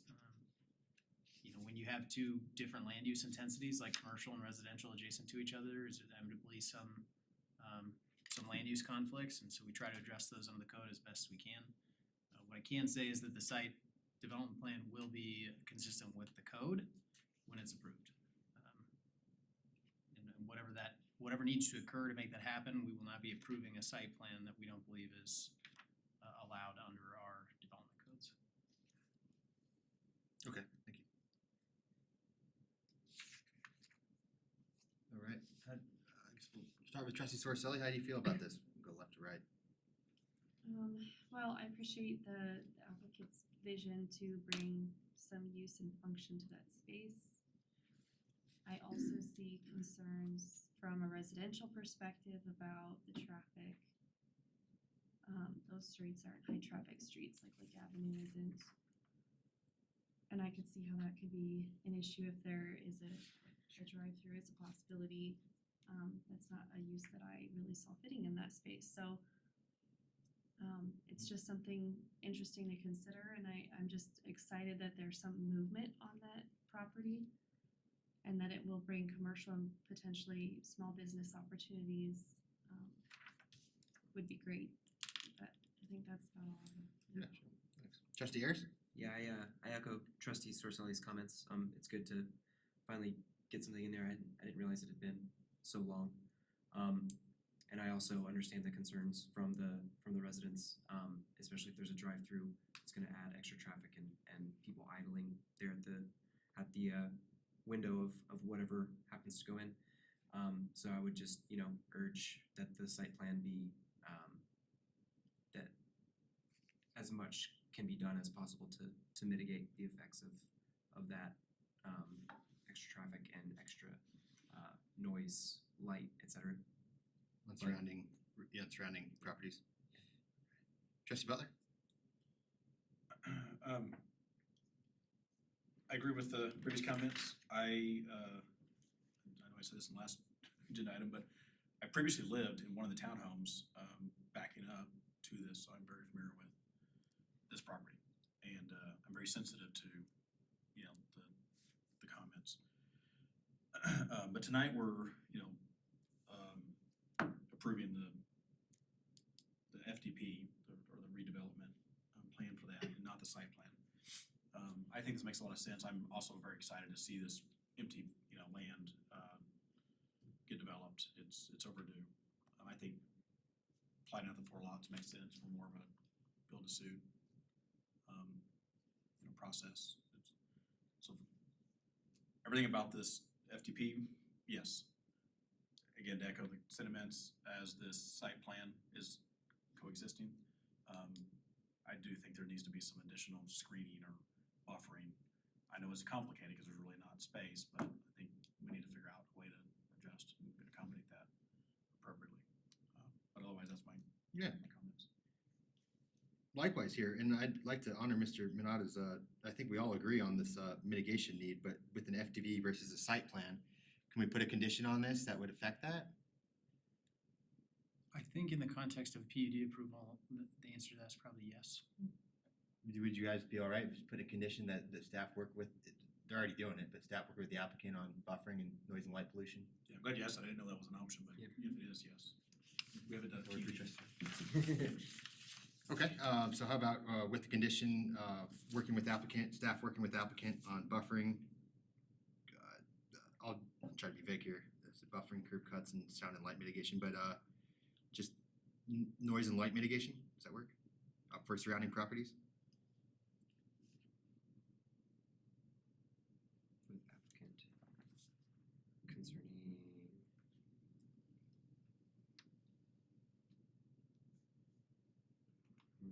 pollution, is it?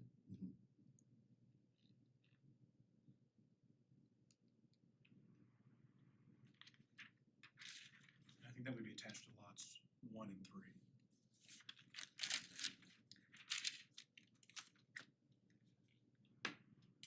With all due respect, is there a chance for me to? No. Surrounding residences. With the condition that staff work with applicant concerning noise and light pollution to surrounding residences on lots 1 and 3. Cool. Does that work for everyone? Okay, anyone like to move on then? I'll do it. I move to approve ordinance 1316, an ordinance of the Town of Berthoud Board of Trustees amending the zoning map of the. We okay? Attorney Smith? It's the next one down, number 5. Oh, I skipped it. Yeah, sorry. Resolution. I withdraw that motion.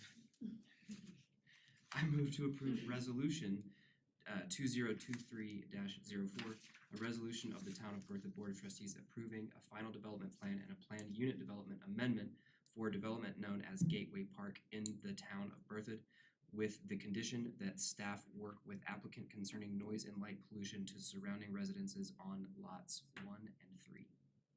Okay, thank you. Is there a second? I'll second. All right, Trustee Harris has moved on this. Trustee Butler has seconded. Is there any final discussion? Clerk, may I roll call vote, please? Trustee Sorcelli? Yes. Trustee Butler? Yes. Trustee Ayers? Yes. Mayor Karsbeck? Yes. All right, thank you. All right, that concludes tonight's meeting. We'll just move on to reports here. Again, will be no executive session. Apologize for the lack of attendance. All the trustees have called ahead of time and had reasons. So we're down to the 4 tonight. So we'll start off with reports and we'll start off with Trustee Butler. I have nothing.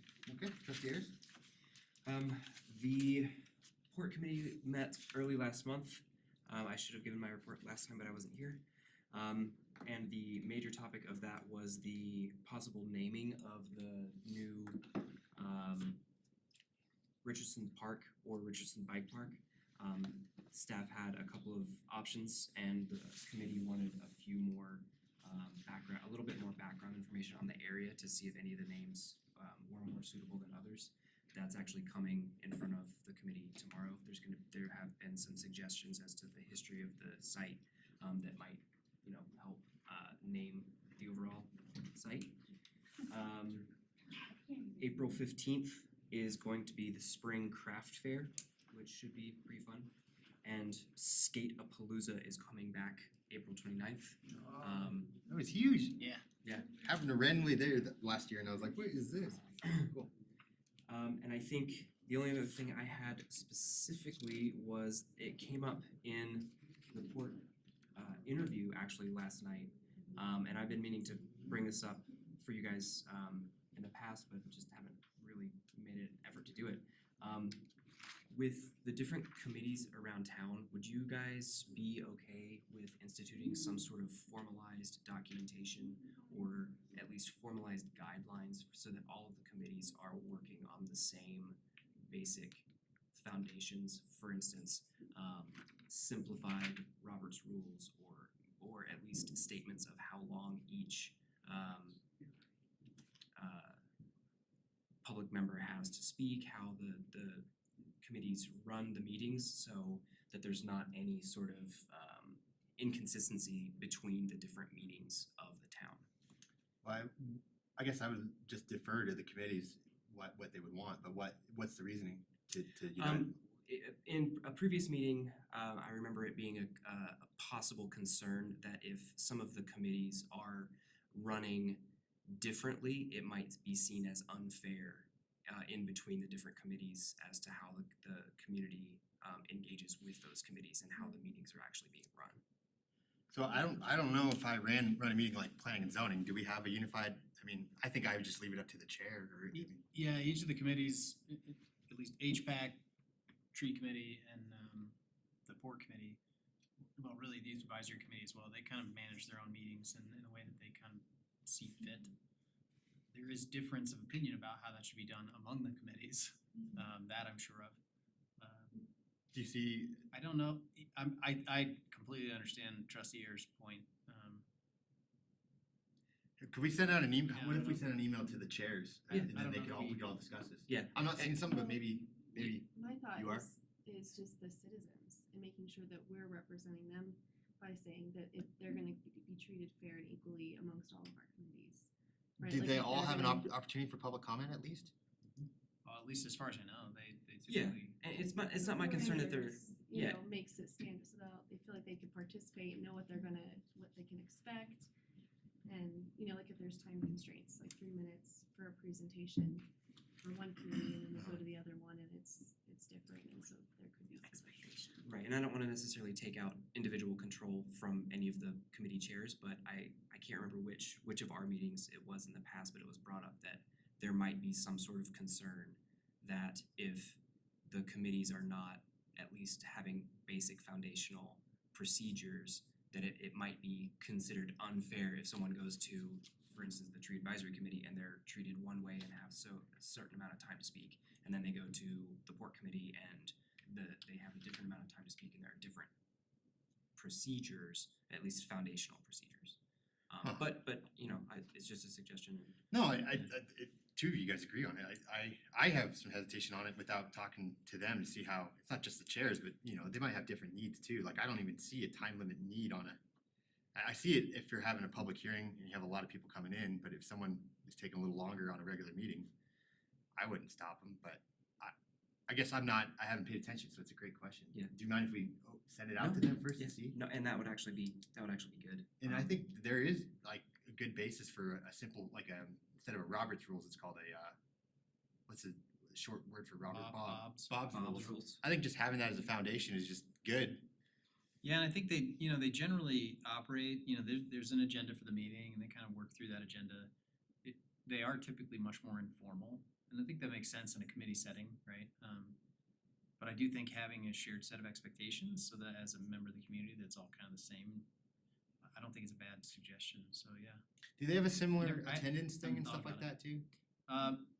Only in the sense that they're not very well attended. No, like, I mean, we have like, I think I was with the tree ones where they're working on theirs of three absences and you're out. Do they all have that minimum? They do, that is part of our committee resolution. That Okay, was so we have some type of resolution, I just can't remember. We do, we have a resolution that established the committees and kind of their purposes and all those details, and so I'll go back and look. I don't think there's anything about meeting format in there, but I think it's a worthy question for consideration, discussion. Yeah, some streamlining, I Like, can see and, that. and each one of the committees, you know, the port committee, I think, this is my perspective, so take it for what it's worth. And I don't participate in those meetings very often, but I hear back from staff, and so I make my own assumptions about how they operate, but you know, like HPAC kind of runs itself. The staff is there to unlock the building and to turn the lights on, and then they just kind of sit, and HPAC kind of does its own thing. Tree committee's kind of a hybrid, and then port committee relies a little bit more on staff maybe than the other two committees, and so they even function a little differently, and that changes depending on who's on the committee and who the chair of the committee is, and or at least it has in the 5 years I've been here. So, but I think that having a shared set of expectations is probably a good idea. Okay, you But- agree, Justin, about it? I know that we've I really think we have considered some fundamental I think I'm an odd similarities. man out on this, so it sounds like we should. Yeah, and once again, I'm not trying to take any sort of control out of the hands of each of the committee chairs, but I think if there is a set of shared procedures or shared expectations, then if the committee chairs want to add to that or run things differently, then that is a choice that's being made instead of a sort of ad hoc decision. I do think it will also add some consistency, because I do think there have been times, again, this is my own take on these situations. I think there have been times where there have been issues that have been dominated by a handful of folks, members of the public, for instance. And then times where the committee has restricted that, or a committee has restricted that public participation to avoid that. And those things are not consistent all the time, depending on the nature of the issue and you know, so I think having some kind of basic structural expectations for the meetings Guidelines. are run is not a bad idea. Okay. I mean, I'm just thinking off the top of my head for what it's Well, worth. with that explanation, that makes sense, you know, I just hate to take power, like something we do is something and someone at HPAC saying, what were they thinking off of a report section, but I could see that, especially if they're cutting public participation. That's not good, so, yeah, some, And I don't know that I would say cutting, I would say cutting off. that's You know, fine. when it gets a little ridiculous. Where, you know, like here at the town board meeting, for instance, we have an established procedure of 3-minute comments, Yeah. right? That's the expectation, and it's the same for every item in every meeting. We don't change based on the item or who's at the podium or whatever, right? It's a kind of a fair treatment of the public Right. engagement process. We don't need a 3-minute time limit per se at committee meetings, because we typically don't have that kind of engagement. But at the same time, having some general standard That there is public comment, that there is public comment, but that there's also limitations. You know, if somebody that comes in and dominates the meeting, and because they are a little more informal, I think sometimes the public engages in I don't know if I'd say unhealthy ways, but unproductive ways. Mhm. And so providing that structure might add to that Cool. efficiency. So I think that's a good suggestion. So, yeah, you guys all agreed, so how do we take this next? I know the committees are gonna come before us. Do you wanna have that ready for them ahead of time, or do you want their input on it, or just go for it? I mean, I think we'll talk about it if it's okay. I'll Yeah. talk to the staff liaisons for the committees. Sure. And I'll ask them to also talk about it with the committees at their next meetings, and then we'll just kind of bring back some general information. My Yeah. suspicion is the committees would Like it. Yeah, would gladly accept, Cool, you know, a little more structure that's consistent. You see, I just went to the worst case scenario, and now it sounds like it's like a really good idea. Okay. I assume that some of the committee members are probably looking for a little more direction with that structure as well. It could be, yeah. My suspicion is there are some that want it and some that don't, but I think that generally, I assume, maybe I shouldn't assume, but that most people would be accepting of like a basic structure, right? We're not talking about a heavy-handed, like you must run the meeting like this, but here's kind of the basics for how we operate. Yeah. Okay. And it's consistent across committees. Well, and it does feed into what Joe Donovan was saying about an onboarding process and where do I learn about all this stuff? And we were Right. kind of like, oh, we don't have much right now, but Right. that would all feed in to have some kind of unified thing of, I don't know how the committees work, if you guys are able to get things on the agenda, but if you are, how do you do that, that kind of stuff. So, cool, yeah, I guess Are we next step is working talking on with that? staff. Are we working on that, like training or kind of onboarding new committee members? No, we brought it up before, I forgot, but I know there was a push to have an onboarding process, or at least a rule book, because the board had a code of conduct issue, and then how do other committees have this, how do they handle it type thing, so I don't, right now, we don't have, like Loveland has an actual packet, and it's pretty good, I've read through it, and it does have that unified attendance policy and stuff like that, and a general code of conduct, so that's something we I think could that's time- look it's into time. as well, yeah. And even if we just use other municipalities kind of guides on how they're doing it Yeah. and rebrand it, I think that would be. My suspicion is Time. that staff would be supportive as well, Cool. because I think that the informality of committees can be a challenge for staff sometimes too. Sure. And so, And it'd be fun onboarding. I mean, if I was a new Yeah. committee member, like, what's this all about? You know, you don't just get thrown into a meeting and it's like, how do I get something on the agenda and who are you type. yeah, absolutely. Yeah, good suggestion. Okay, trustee Sirselli? I don't have anything to report. Okay, I had my first, community meeting with the mayor. Thank you, New Freedom and Cornerstone for opening up. A good attendance considering I didn't do any outreach, so thank you guys for doing that. One thing I did say I'd bring up is that there's a gentleman, that drives into town on, takes the roundabout in on First Street, and he can't see, he's elderly, but he said he can't see because the bushes get too high. So could we have Teresa or someone relook at that, the bushes on the roundabout? Right If now, they most are- of the bushes are dead. Well, if they're alive, could we look at the branches? Absolutely, yeah. Thanks. Yep, Yeah, site I can see that distances too. are super important. And I know Teresa's on it, she got on me pretty quick And with my and bushes. CDOT approved all of our landscaping plans,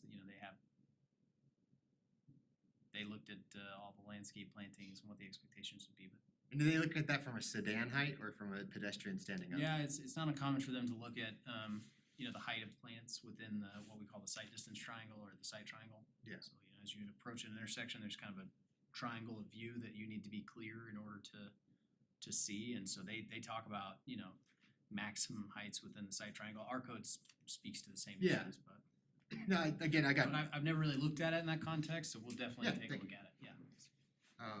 and that's all I have, so that was really great. Yeah, thank you, that was a good meeting today. That's it, staff? Yeah, thank you, Mayor. I have a short list. Just a quick reminder again, I guess we still have 2 signups for the April meeting for Fort Collins. So just trying to encourage trustees to sign up through the clerk. Or who do we send an email if we wanna sign up for this sheriff's office meeting? Go Sergeant right to Anderson. Sergeant Anderson, okay, thanks. Yeah, that's the that'll be a really cool opportunity to go and kind of see how the sheriff's department operates, see some of the way they train and all these things. Should be a good opportunity. And as Chief pointed out, I think at the last meeting, Wellington's showing us up. I think all of their trustees, or maybe all but one, are planning to attend. So just throwing that out there. Jeez, Wellington. On your dais tonight was our budget book. I mentioned that at our last meeting. This is our first attempt at putting together a more kind of comprehensive budget explanation than we have in the past. This is something that Cindy and her team have been working on. In coming years, we'll dress it up with some more graphics and that kind of stuff, but there's some basic explanations about kind of the budgeting process itself and, terms that we use and definitions and capital expenditures and bond payoffs. There's a bunch of information in there that we often talk about, but that in one comprehensive place makes it a little easier to identify.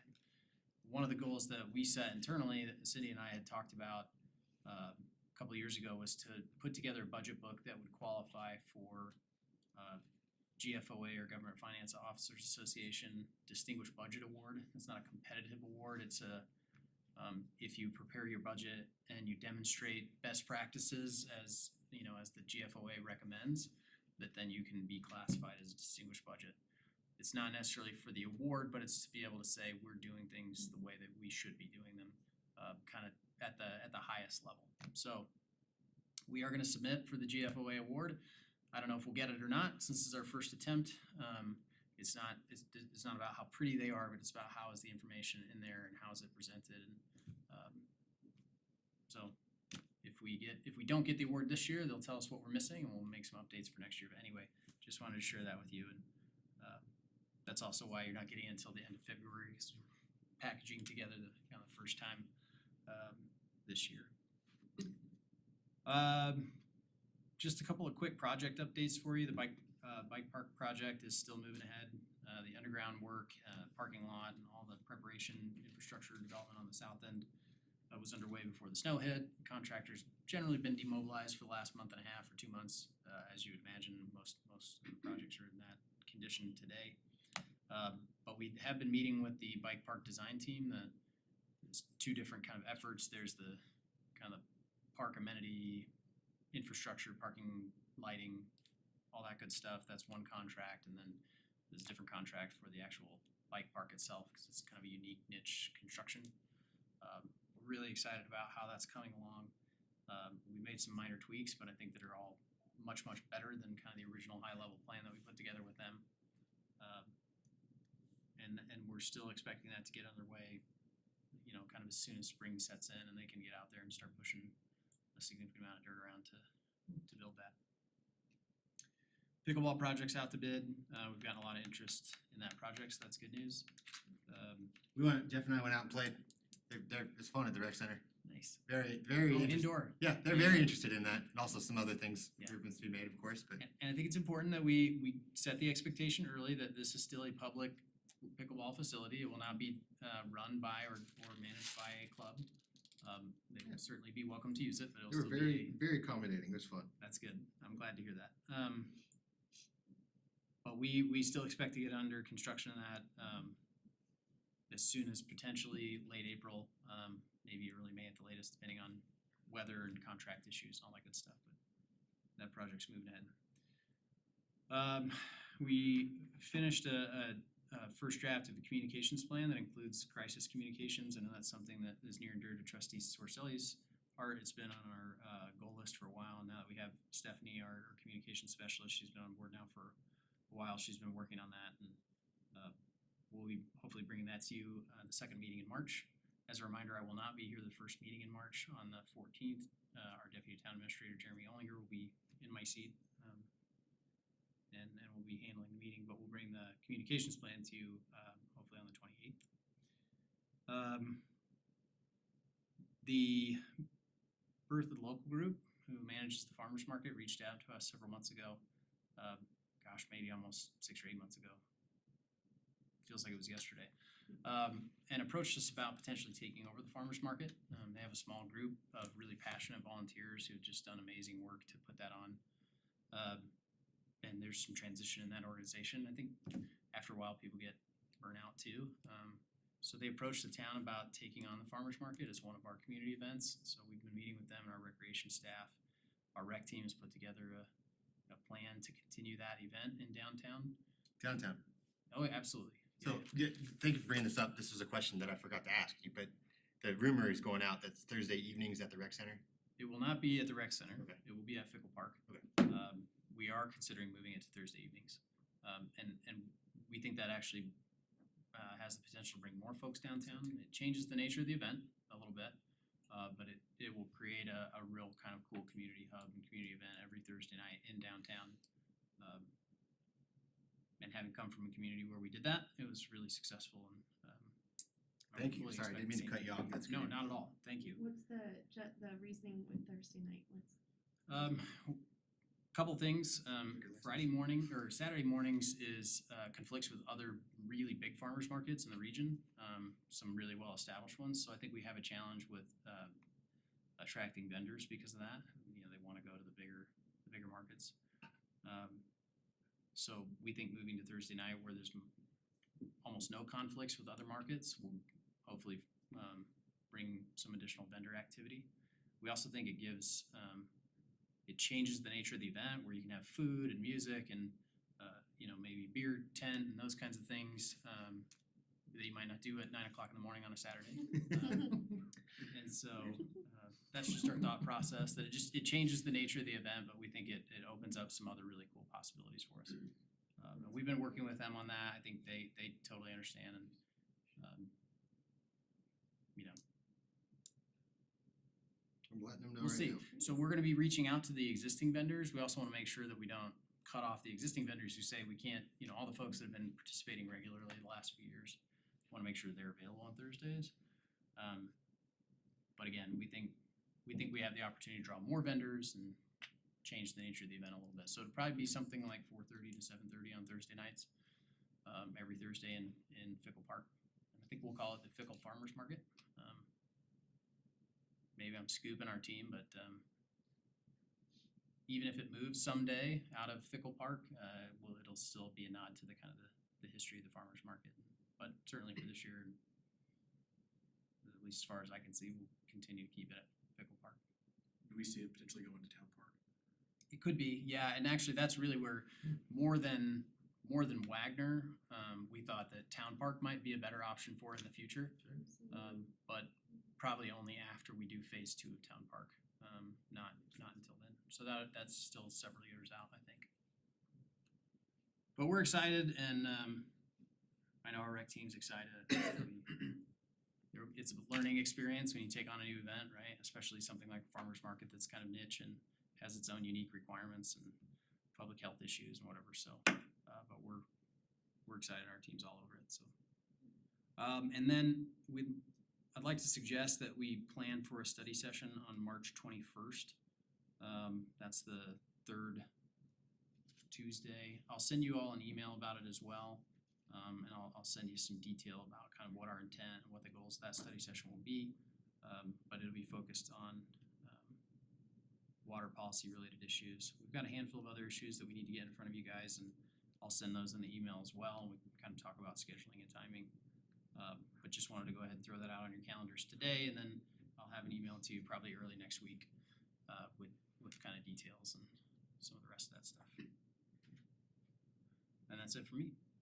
Thank you. Attorney Smith? I have nothing here. Okay. Well, I also am not gonna be here on the 14th, so I will be sending my associate Alicia Garcia. Okay. So I will be in touch with Sure, Chris yeah. about In this that. executive session, I don't think we'll necessarily need, Right, it'll just be us. Yeah. It's just reviewing Chris. It'll be She'll- straightforward. right. She'll supply you with a executive session script. Perfect, yeah, That's which I'll perfect. need, Yeah. of course. Administrator Craig, I just have one quick question. I'm not being critical here. I just did not know that the sheriff's office is under you, not under the board on the org chart. That's in the beginning here. Is the contract written with you? There is a crossover. Obviously, you approve the contract with the sheriff's department, but there is some information in there in our contract with them about reporting to the town administrator and those kinds of things. But I don't know that in the context of that organizational chart, I don't know that I put that much thought into it, honestly. Other than that, I interact with Sergeant Anderson on it. Yeah, I get it. For all intents and purposes, they do. I just think that would gets a little iffy. It'd be good to see that contract and see how it's written. Yeah, I mean, ultimately, the sheriff's department reports to you because you're the ones that approve the sheriff's department contract. But from a daily management standpoint, Okay. that Yeah, that makes sense. falls to me. I think that's what we're intending with that, not that they don't answer to the board. The sheriff's department answers to the board for contract issues. But it also designates a police chief Mhm. for purposes of the Right, police that chief. we approved at the beginning of the year. I don't think we've done that yet. Okay. It's similar in nature to, Attorney Smith, in that I work Well, with and Attorney I agree Smith with on that. a She does, but daily they are basis. separated out, right? So the org chart does show them separate and the municipal judge. Yeah, and to be honest, I honestly didn't really think about it in that Okay. context. I don't think I was trying to insinuate that. No, I don't think you were either. I was just curious because I didn't It's a good actually question, yeah. look at it, so I saw it. Okay, great. Anything else, trustees? All right, thank you, everyone. Have a great. Wait, I'm yes. sorry. Thank you. They handed me a Post-it note. We had a broadband update in your packet. That's one of the topics we'd like to talk to you about, scheduling a study session with as well. Giving you an update about that process. So there's a real general update in your board packet, I'm sure you all read. we'll work with you on study session timing to get kind of the various parties, Love and Pulse, us, the county, all together in the room and talk about what that may or may not look like. Thank you. This reminds me of one more thing, cause I do meet with our commissioner and she brought up that, so that's fantastic. And I was gonna bring to the board something tonight, and I know former Mayor Pro Tem Heineman brought this up too, about sending a letter to our congresswoman, so about the post office. Unfortunately, she did not show to that that kind of town hall event, and we only got notice day of, so people did show and she wasn't there, so I talked to her about it. And she's fully aware, you know, wants to meet with the community, obviously, just couldn't. But I wanted to send a letter, so I guess at the next meeting, is that okay if I draft something to show you guys about just the need for help with our post office situation? I noticed Jeff Hyman's letter or article from Joe Neguse, the communities up there did send Joe a letter, so I thought it'd be appropriate that we do, and now the time to do it, because I guess both of our senators are interested in bringing out the post office to look at their issues. Well, they might as well look at our kind of issues too, which isn't necessarily staffing, it's more so just size, but is that okay with everyone that okay, Absolutely. I'll draft something and Highly bring it to endorse you. Was that? Fully endorse. Okay, cool, alright. Well, that's it, anything else? I just wanna say one final Yeah. comment, thank you to staff and town clerks, for the new website, looks awesome, and, the new agenda as well, the format and layout, I just wanted to thank you guys that. Yes. Good call. And these sounding boards, I can hear myself, which is always good, right? We added a new microphone and changed some other, there's a whole. Is that what we're hearing? I'm hearing like whispers, is that the mic? Just- Yeah. 2 mics now. You're just hearing that like, you know, thousandth of a second delay The from the delay? time the sound gets to the Not ear to people ear. peeking at us through the ceiling? Nobody's whispering. And it also makes the Zoom instance, so instead of you saying, we can't hear them. Yeah. It's gonna be instant, because what I was doing over here was having to key it up and key it down, so. So you don't have to do now that anymore? I don't have to do that And we've tested anymore. it, so you can hear this like through the Yes. recording? Yes. Awesome. And I do plan on, I think I'm gonna move those speakers, hopefully we can move them back, because what you're hearing is them going back into the mics. So I think that not if bad. I can get those back further, then we won't have that little whisper anymore. But other than that, it's done. Yeah, good, long time coming, thank you, congrats, this has been a lot of work through, so, all these sounding boards, so thank you. Thank you. Anything else? Good call. Alright, I'll go ahead and adjourn the meeting, have a great night, everyone.